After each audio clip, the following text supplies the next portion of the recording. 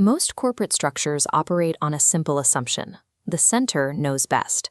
So they build rigid, top-down hierarchies where every major decision requires an approval, and field supervisors are deployed primarily to hold clipboards and checkboxes. This diagram shows how that actually plays out in practice. Information flows up, but decisions get clogged at the center. It's a system designed to make executives feel comfortable and in control, but it does so by sacrificing the ability to react quickly on the ground. Looking at this same network, you can see the secondary effect. When the center hoards all the decision-making power, the peripheral teams slowly fade out. They lose what's called psychological ownership. Instead of solving problems in real time, they simply learn to wait for orders. Prioritizing compliance over accountability creates a brittle organization. It builds a system that looks great on a spreadsheet, but immediately breaks when it encounters local realities it wasn't programmed to handle. Last year, we pulled the plug on that entire model. We completely dismantled our national centralized framework and eliminated top-down approvals. We handed full autonomy to each local zone. That meant giving them the absolute power to hire, fire, design their own commission structures, and write their own operational rules. They only had one structural constraint. They had to operate within a shared framework of base key performance indicators and a few core backbone policies. Everything else was up to them. Outlining a decentralized org chart in a boardroom is simple. The actual test is whether those local teams can run their zones effectively in the unpredictable, uncontrolled reality of the field. To see how this was working, I traveled to the Magway Region in Myanmar, specifically a place known as the Dry Zone. It looks harsh, but there's a paradox here.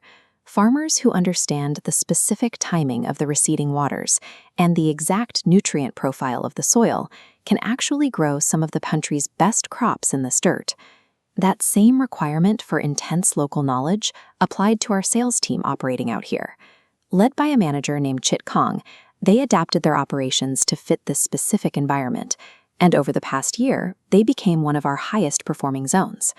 When you are operating in extreme conditions, broad national guidelines fail. Survival requires specialized local knowledge, and that means local rules have to take precedence over national ones. While visiting a customer's house where Chit Kong's team was doing an installation, I noticed a man watching us from a distance. After 20 years in sales, the instinct kicks in automatically. I walked over, introduced myself, and within 10 minutes, we were shaking hands on a new system. I called the team over to calculate the measurements, and as the customer reached for his wallet to make the down payment, Chit Kong asked me if it was cash or an installment sale. Relying entirely on muscle memory from our old national guidelines, I said installment. Chit Kong paused, looked right at me, and said, "We don't allow installment sales in this zone. It's our rule. No one's allowed to do it." This shows exactly what was colliding here. Nationally, we allowed installments, but Chit Kong's zone realized tracking down payments across remote villages was crippling efficiency. They used their new autonomy to write a strict cash-only policy. So there I was, caught flat-footed, sweating in the heat, with the customer standing right there watching. I had to make a choice. These split-second interactions are the actual stress tests of a corporate structure. If I pulled rank and overrode his rule to save my own pride, I would instantly prove that our entire decentralization experiment was just a fiction. I looked at the customer and apologized. I told him that even though I was the boss, I couldn't interfere with the zone's policies, and admitted I had made a mistake. Trying to save a little face, I offered to pay the down payment on the customer's behalf. Chit Kong immediately stepped in again and firmly shut that down. He said, "Boss, we don't allow third-party payments either. That's also our policy. Customers must pay for themselves." I was entirely out of options. But then, the customer smiled.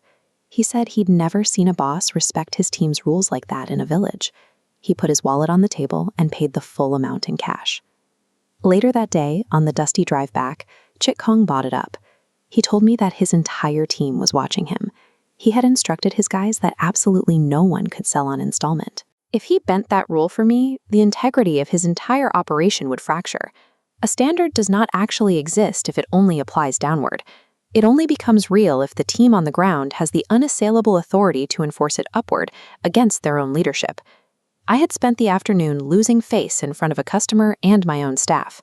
Yet sitting in my hotel room that night, I realized it was the most significant structural victory we had achieved all year. This diagram captures what a self-managed team actually looks like. The individual nodes enforce their own boundaries.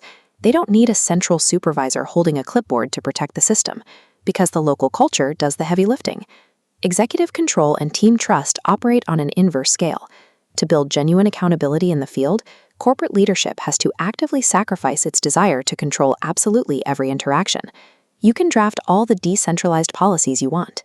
But true operational ownership doesn't start when a leader signs a memo. It starts the exact moment a subordinate feels secure enough to look their boss in the eye and say, "No."